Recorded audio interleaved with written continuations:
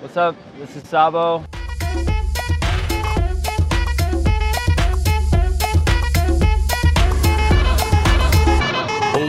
What made me want to become a DJ? Man, probably when I was like 15, which was quite a few years ago. I went to a rave in Long Island, and I'd never been to anything like that. It was like 3,000 kids in a warehouse, and I saw this guy. It was actually Frankie Bones was the DJ. Shout out Frankie Bones. I don't know, I just saw this guy up on this thing and stacks of speakers and there's 3,000 kids moving to his music, and I was like, I want to be that guy. So that's kind of how it started. Originally, the big influences were like Dale Charles, Frankie Bones, you know, the Wicked Crew, San Francisco, and then moving to New York, it was like Body and Soul, you know, Joe Classell, Danny Krivit, Francois K, Louis Vega, Kenny Dope. You know, those were like probably my early biggest influences for sure. Turntable Lab, when it started, was just online, it was just internet. And I was ordering from them because it was kind of the only site where you could get like battle records and stuff like that. And then when I moved to New York in '99, that's actually funny. I ordered some records from their site, and they kept sending me the wrong record in the mail. And after like the third time they sent me the wrong record, I was like, called them. I was like, guys, I live 5 blocks away. Can I just come get it? And they're like, yeah, come through. Or I started doing reviews for the site, because they used to do really personal reviews of every record. They were kind of funny. And then, I don't know, they were just like, oh, you want to work? And I was like, yeah. So I started working part-time in the store in New York. Just through that, I mean, I met hundreds and hundreds of people through working at that store, you know? And I still know all those guys. Like, one of the guys, Jasper, he stopped doing Turntable Lab, but now he runs Mad Decent, Diplo's record label. So, and he lives in LA, so I see him all the time, and I work with Mad Decent on some projects, you know. And then in New York, obviously the store is still there, and I still know those guys. So yeah, we're still tight. The two guys that I do Moombahton Massive with, Nadastrom, they were both living in DC, and they both moved to LA, and they were like, man, you should come out here. There's a lot happening, and there's like a lot of music happening here. And I was like, yeah, you know, it's time. I just wanted to get some nice weather and change the scenery, you know? And the style kind of is constantly evolving, you know, and I'm just like, I try not to stick with one thing. I'm always like interested in hearing new music and gravitate toward whatever I like. I mean, Moombahton is, for the most part, it's pretty instrumental, you know? It started with us slowing down house records, you know?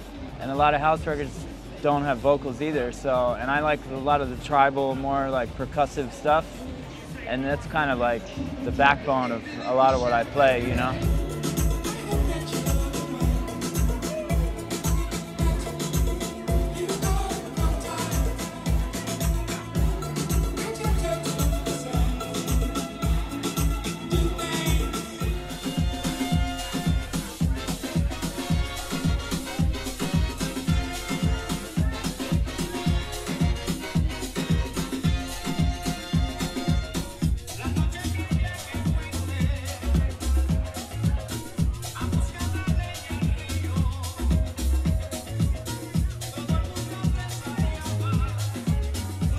But yeah, there's a lot of Latin influence, just taking music from all over the world, you know, and just mixing it with new electronic stuff. I have my own party we do called Moombahton Massive, which we do in DC and Miami, and we've done in Colombia, Venezuela, Berlin. But I mean, as far as like other kind of branded parties like this one, there's obviously Do Over in LA is amazing. That's probably one of the best parties in the world. I play that every year. And then, I mean, Burning Man, I've been going to Burning Man for the last 3 years, and that's amazing. So many epic parties out there.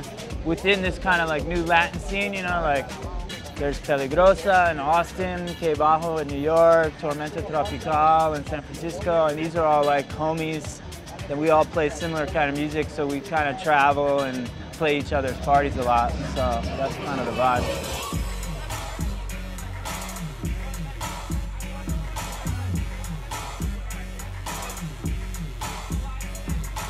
I hate to admit this, but I actually skated more, I think, in New York, because in LA you got to drive everywhere, you know? And like, I live downtown, so I can kind of skate around, but like to go to the parks, you need a car, and I don't have a car. Well, I just got a car now, but I didn't have a car for 3 years, so. But yeah, I mean, there's so many skate parks in LA, and there's like, you know, you go to the park and there's pros everywhere, and it's just like, it's definitely the hub for skateboarding for sure, you know? Yeah, no, I love skating to death, so I'll never stop that until my legs give out.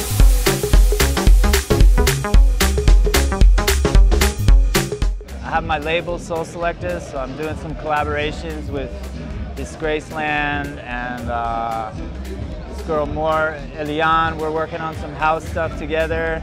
And then I have Moombahton Massive with Nadastrom, so we're always working on new projects together.